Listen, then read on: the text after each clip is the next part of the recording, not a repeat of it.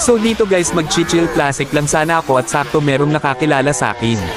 Legit Redchu. Matutuwa na sana ako dito kasi akala ko supporter ko ang kaso ito yung kanyang sinabi. Yan ba yung napapanood ko sa TikTok? Durugan kita mamaya. Akala ko siya lang yung trash talker pero biglang may isang nakisali. Mahina naman yan. Aba sinabihan pa talaga akong mahina. E paano hindi magmumukhang mahina, tingnan nyo early palang pinagtutulungan na nila ako. Gusto ko lang naman maglaro para mawala ang stress pero ganito naman yung ginagawa sa akin nitong dalawa na ta. After nga pala nila ako mapitas ay tinitipihan ako ng mga yawa. Yun na yun. Target lock ka sa amin. Nag-show ka pa kasi. At so dito guys pinakitaan ko lang sana ng malupit tong Lancelot ang kaso dumating yung isang yawa.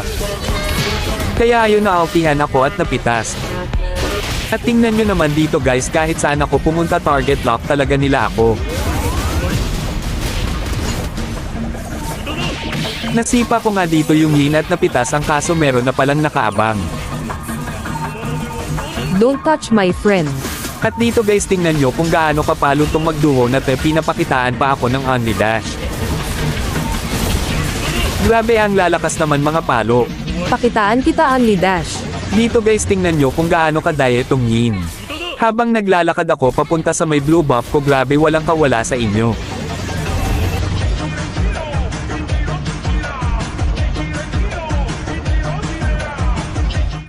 Yan na ba Redchu nyo pagod na?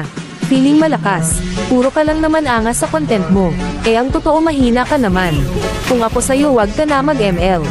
Sayang lang skin mo. Aba wag na daw ako mag-ML. Kaya pala dito ay napahiya siya kaya napasabi na lang ako ng ang asim mo naman doon.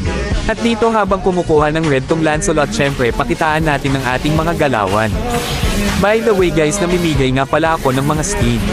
Basta mag-follow lang kayo sa akin at pipili ako ng mabibigyan sa mga mag-message sa akin. Siguro guys napapahiya na tong dalawa na ta. Kung kanina pinagtutulungan nila ako ngayon hindi na nila ako makaya-kaya. Hindi siguro nila alam na malakas ako. At syempre guys pakitaan natin ng mga malulupit na galawan. By the way guys kung nagustuhan nyo nga pala ang video na ito ay baka pwede nyo naman akong i-follow, salamat.